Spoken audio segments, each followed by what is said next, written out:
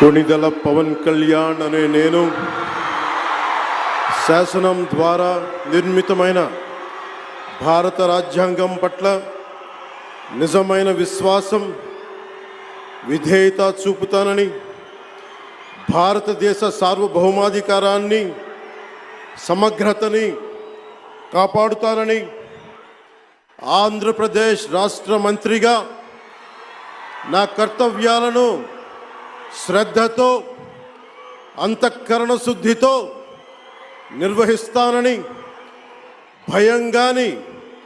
పక్షపాతం కానీ, రాగద్వేషాలు కానీ లేకుండా రాజ్యాంగాన్ని, శాసనాలని అనుసరించి ప్రజలందరికీ న్యాయం చేకూరుస్తానని దైవ సాక్షిగా ప్రమాణం చేస్తున్నాను.